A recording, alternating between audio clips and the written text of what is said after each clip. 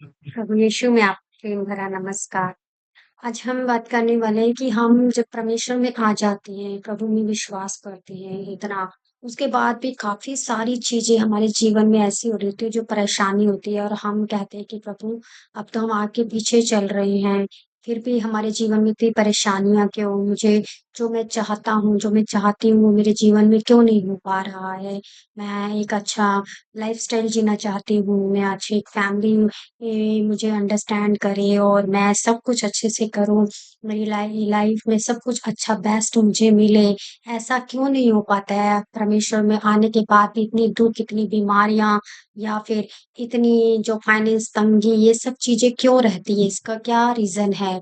तो इसके बारे में हम पढ़ेंगे व्यवस्था विवरण से, चैप्टर 8 से हम लेंगे और वचन 2 से लेंगे, जिसमें परमेश्वर हमें क्या बताते हैं स्मरण स्मरण रख कि तेरा परमेश्वर यहोवा उन 40 वर्षों में तुझे सारे जंगल के मार्ग में इसलिए ले आया कि वह तुझे नम्र बनाए और तेरी रक्षा करे और यह जान ले कि तेरे मन में क्या-क्या है और कि ती उसकी आज्ञाओं का पालन करेगा या नहीं। उसने तुझको नम्र बनाया और भूखा भी होने दिया और फिर वह मन्ना जिसने तूने और ना तेरे पुरखा जानते थे, वही तुझको खिलाया इसलिए कि वह तुझको सिखाए कि मनुष्य केवल रोटी ही से नहीं जीवित रहता परंतु जो वचन यहोवा के मुंह से निकलते हैं उन्हें ही से वह जीवित रहता है हालेलुया।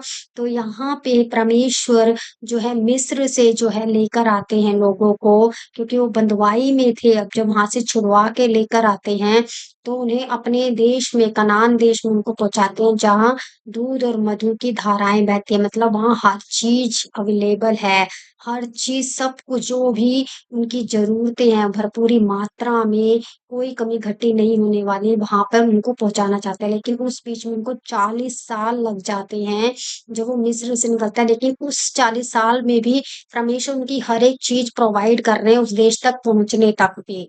लेकिन यहाँ पे परमेश्वर वचन क्या बोल रहे हैं कि मैंने तुम्हें इतना स्ट्रगल क्यों करवाया है 40 इयर्स मिस्र से कनान तक पहुंचाने में इतना स्ट्रगल तुम्हें क्यों हुआ है मैं ये देखना चाहता था कि तुम्हारे मन में क्या चल रहा है मैं तुम्हें जो तुम्हारे अंदर कठोरता है कठोर मन है ना जो दूसरों को जो है किसी भी प्रेम भाव से नहीं देखते मैं तुम्हारे को नम्र करना चाहता था यहाँ पे वचन क्या बताता है यहोवा ने 40 वर्ष तेरे सारे जंगल में मार्ग में इसलिए ले आया कि वह तुझे नम्र बनाए।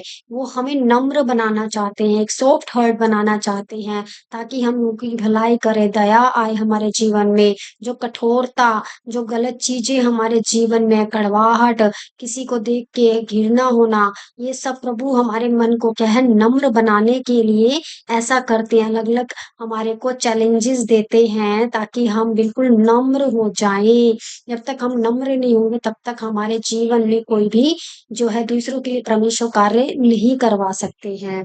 और तेरी परीक्षा करके ये जान ले कि तेरे मन में क्या है और तू उसकी आज्ञाओं का पालन करेगा कि नहीं करेगा। ये परमेश्वर हमारे मन को जाँचने वाला परमेश्वर है। वो जाँच रहा है कि हम सचमुच परमेश्वर के अनुसार चलेंगे कि नहीं, केवल इसीलिए आए हैं कि हमें सारी चीज़ें प्रभु से मिल जाएँ, अवेलेबल हो जाए जैसे हम चाहते हैं। लेकिन परमेश्वर देने से पहले हमारे मन को जाँच रहा है कि सचमुच जो परमेश्वर की बातें हैं, परमेश्वर की आज्ञाएँ हैं, जैसे परमेश्वर चाहते हैं, हम उसकी आज्ञा का पालन करेंगे कि नहीं करेंगे, उसके अनुसार चलेंगे कि नहीं चलेंगे। इसलिए वो हमें हर एक स्ट्रगल से लेकर जाते हैं ताकि हम परमेश्वर को अच्छी तरह जान लें, समझ लें और उसकी आज्ञाओं के अनुसार चलें और आने वाले समय में जब हमारी चीज़ें में हमें मिल जाएँ जो हम चाहते हैं हमारे मन की, तब हम उस आज्ञाओं को भूलें नहीं क्योंकि परमेश्वर ने हमें यहाँ तक पहुँचाया है। क्योंकि कई लोगों को सब कुछ मिल जाता है, उसके बाद भी लोग परमेश्वर को पूछते नहीं हैं, अपनी मन-मर्ज़ी करते हैं। जैसे वो पहले होते हैं वैसे के वैसे बन जाते हैं। लेकिन जब लोगों के जीवन में स्ट्रगल आता है तो उस चीज़ को हमेशा याद रखते हैं और आने वाले समय में जब उनको चीज़ मिल जाती है तो प्रभु की इच्छा के अनुसार वो चलते हैं।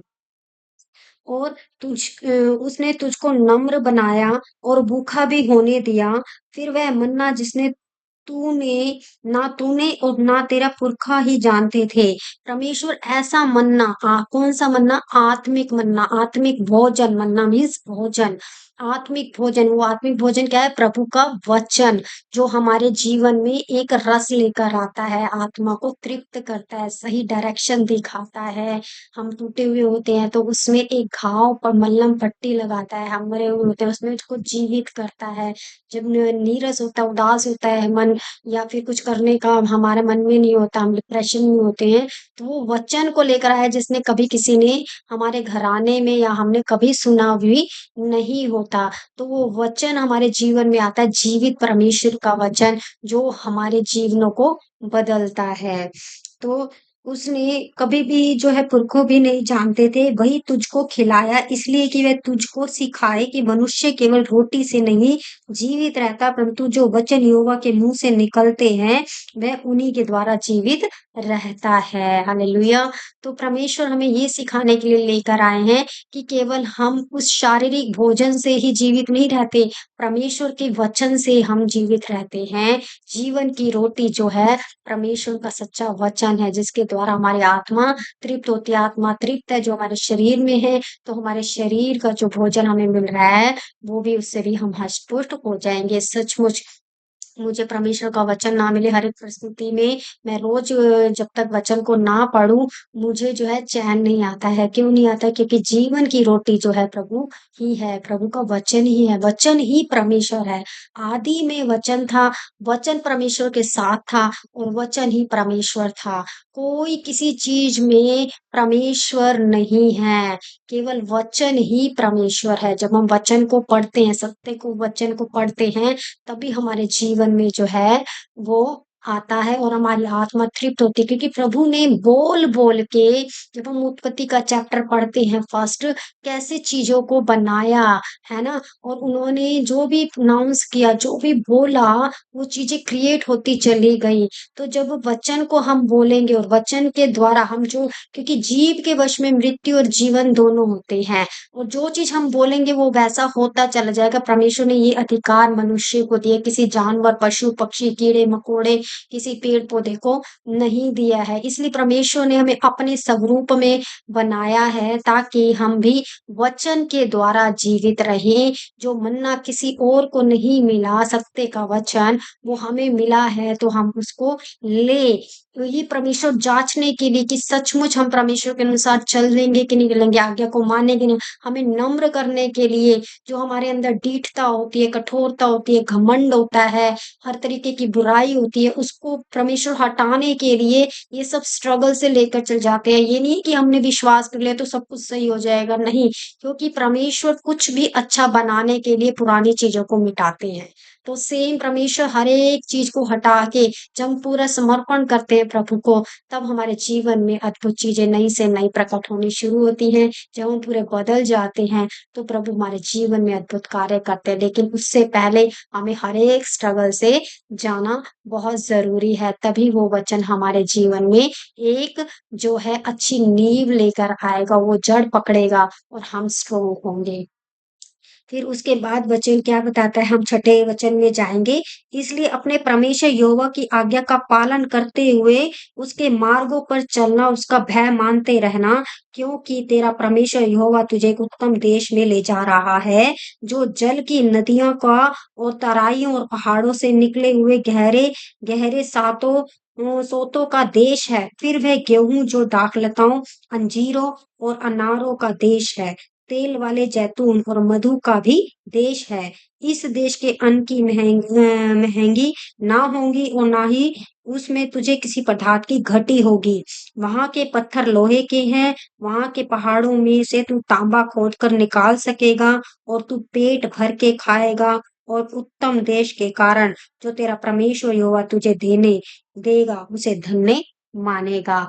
तो जब परमेश्वर कह रहा है कि मैं तुझे ऐसे वाले देश में लेके जा रहा हूँ, ऐसी सारी चीज़ें प्रोवाइड करने जा रहा हूँ जिसमें तुम्हें कोई कमी-घटी नहीं होगी, जहाँ तुम इतने परेशान थे, चाहे किसी फाइनेंस से, बीमारी से, फैमिलीज़ की किसी सिचुएशन से, अपनी पर्सनल लाइफ़ से, तो मैं उस समय से तुम्हारे को जो स्ट्रगल है इसलिए करवाया ताकि तुम आने वाले समय में जिस चीज़ की मैं तुम्हें प्रोवाइड करने जा रहा हूँ, उस समय तुम मेरी आज्ञाओं को मानते चले जाओ और तुम्हें हर एक चीज़ से मैं तृप्त करूँगा, उसमें कोई महँगाई नहीं होगी, अगर होगी तब भी तुम भरपूरी में रहोगे। तुम माँगने वाले नहीं, तुम देने वाले बनोगे। क्योंकि परमेश्वर अगर जिसको चुन लेते हैं, उसके जीवन में क्या होता है, एक स्ट्रगल तो पहले आता ही आता है क्योंकि परमेश्वर उसको बना रहे होते हैं। हर एक चीज़ से उसे गुज़रना पड़ता है, सहना पड़ता है। हर एक बात में प्रभु उसको बदलते चले जाते हैं, जो भी उसके अंदर कमियाँ होती हैं, उसको ठीक करते चले जाते हैं। और फिर उसको बनाने के बाद उसे हर एक वो चीज़ प्रोवाइड करते हैं, जो उसको चाहिए होती है। उस समय भी करते हैं, लेकिन जब उसके बाद जब वो बन जाता है, तब परमेश्वर अद्भुत तरीके से उसे बढ़ाते हैं, उसे कोई कमी-घटी नहीं होती क्योंकि वो परमेश्वर की इच्छा के अनुसार चलेगा, परमेश्वर की महिमा करेगा हर एक बात में, कहेगा मुझे परमेश्वर से मिली है। फिर वो अपना नाम नहीं कमाएगा, अपना फेम नहीं कमाएगा, वो प्रभु के महिमा के द्वारा कहेगा कि हाँ, मुझे प्रभु से मिला है, प्रभु ने मुझे ऐसा बनाया है। तो आज मैं भी यही है कि कुछ भी मुझे मिले, मुझे परमेश्वर के द्वारा मिला क्योंकि मुझ में कोई एबिलिटी नहीं, सचमुच मैं भी ऐसी थी और परमेश्वर ने मुझे भी हर एक स्ट्रगल से निकाला है और हर एक स्ट्रगल में मुझे बहुत कुछ सिखाया है और वचन ही जीवन की रोटी है जो मुझे मिली है, जिसके द्वारा आज मैं जीवित हूँ और परमेश्वर के कार्य जो प्रभु मुझे बताते हैं, मैं को भी इस तरीके से कर पाती हूँ, हर एक काम को कर पाती हूँ क्योंकि प्रभु ने मेरे जीवन में एक नया साँस दी है। तो इसके लिए मैं प्रभु का धन्यवाद करती हूँ, जो भी मुझे मिले वो परमेश्वर की ओर से मिले और जो भी परमेश्वर मुझे देंगे वो मेरे लिए बेस्ट होगा क्योंकि उससे बढ़कर मेरे लिए कुछ भी नहीं है। तो हम हर एक स्ट्रगल से गुज़रते हैं। तो इस वीडियो के द्वारा प्रभु आपको आशीष करे, तो आप कभी भी ये मत कहिए कि हम प्रभु में आने के बाद भी इतने स्ट्रगल में क्यों हैं।